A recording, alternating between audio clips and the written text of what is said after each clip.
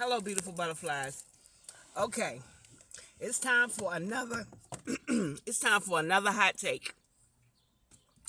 This time, I got to hot take off of this war between Israel and Iran.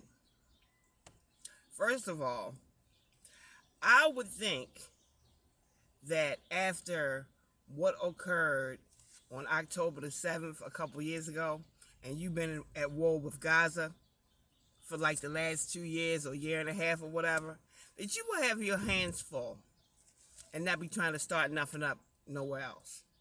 I could be wrong, but people say that Hamas, the Houthis, Hezbollah, and all of Israel's enemies are really bankrolled by Iran. I get that. I get somebody saying that. And maybe that's true. So maybe they've been fighting Israel the whole time. I don't know. But what I will say is, just to repeat myself, you would think they would already have their hands full without going around starting other fights elsewhere. That's number one. Number two, about the United States involvement. The United States has been in active talks. I won't say peace talks because the war hadn't kicked off yet. Maybe it still hasn't. I don't know. But the United States, President Trump has been in active talks with Iran over our objectives, which is to see to it that they put an end to their nuclear program. And talks been going on. I think some in-person talks have even taken place. And unless I'm crazy or tripping, I could have swore a couple weeks ago I heard, before Israel started bombing Iran, I heard Donald Trump say, out of his own mouth, during a press conference, that he told Israel, please don't bomb Iran because we are in talks. As a matter of fact, we're getting ready to meet. Let's say it's a Tuesday. He was like, we're meeting on Sunday. Don't bomb Iran while I'm in the middle of these talks. Israel did it anyway. And now it seems like, well, some people are saying that Donnie told him to, or Donnie knew about it, and this, that, and the third. But I swear I heard him say, don't do that. That's not a good idea. We're in these talks. Let's chill on whatever it is you're trying to do while I see what I can do. And they didn't listen.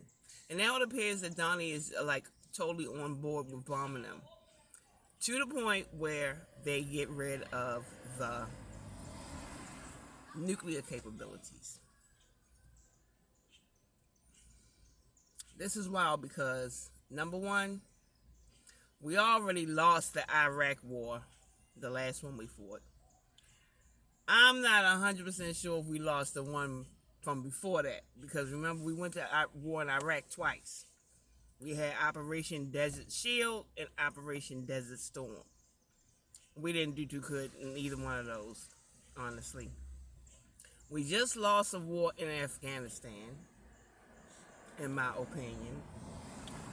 We totally fucked shit up in Libya when we went there. In other words, we don't really have the best track record mucking around over there in the Middle East. We're always doing something. Sometimes I feel like we be doing the most or doing too much.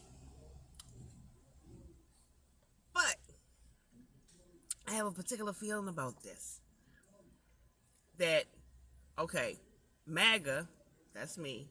MAGA does not want the United States involved in any protracted wars. We don't want to be caught in the quagmire.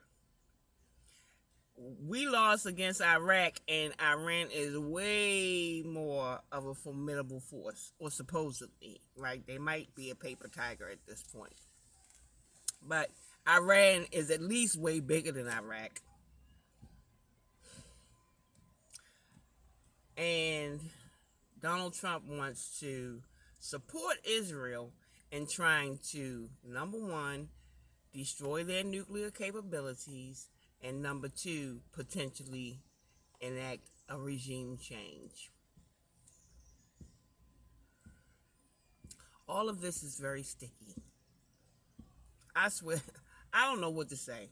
First of all, I will say I trust God above and beyond everything. And number two, I trust Donald Trump. I voted for him. If it is in his judgment, the best thing for us to do is to drop a M.O.A.B. drop a M.O.A.B. on their nuclear capabilities. I'm all for it.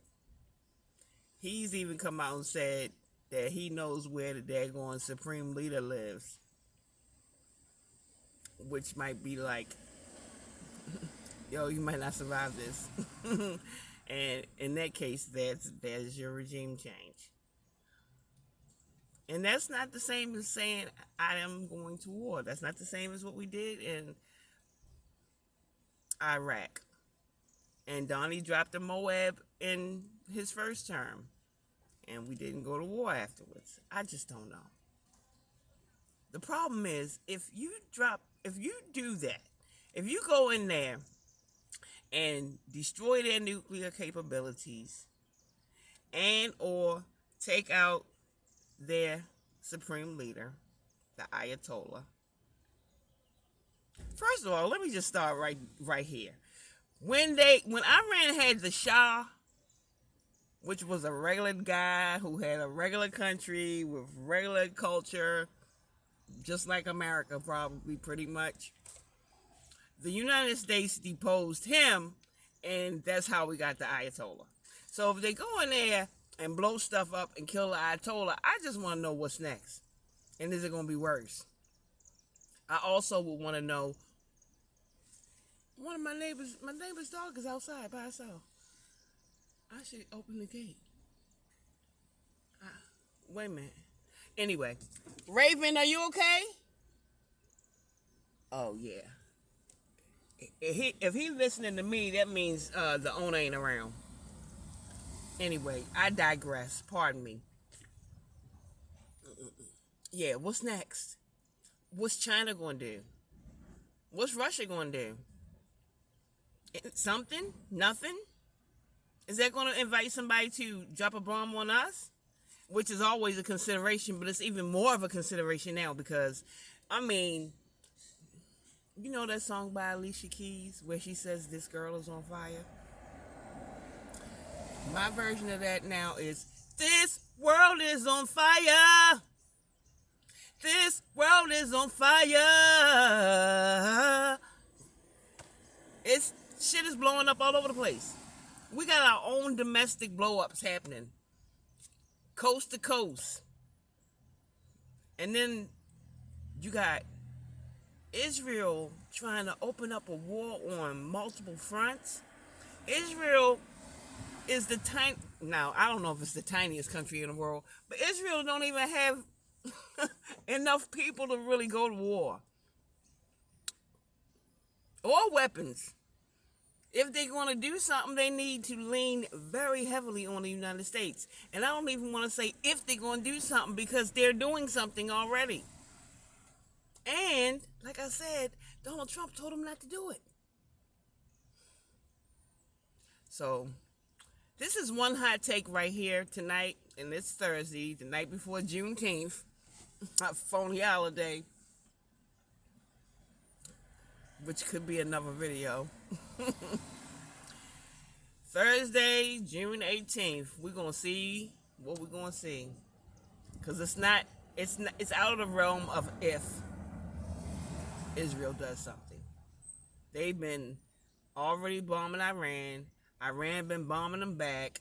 Israel strategically took out like their the supreme leaders' entire cabinet. Like the Secretary of Defense, the nuclear guy, this person, or that, all them people are dead. And when they asked Donald Trump about it, he said, "Well, they didn't die of the flu." I don't know if that's good or not. I'm like, oh my God, why? We're supposed to be entering into an era of peace and prosperity. Peace and prosperity. But I tell you what, A very serious calculation. Could and should be. If this moment passes and nothing happens and they're allowed to keep their authoritarian regime and keep their nuclear plans intact, we're going to look real dumb when in 6 months to 6 years or whatever they come up and start talking about they got a nuclear weapon. Why is that a problem? That's a problem because they constantly shout death to America. So if their main objective is death to America, I mean, that might be a lot of countries' objectives. And a lot of countries already have nukes. But they're not on the microphone saying that every single time they get a microphone near their mouth. But this is who Iran is. This is the country that calls America the Great Satan. And they want us eliminated.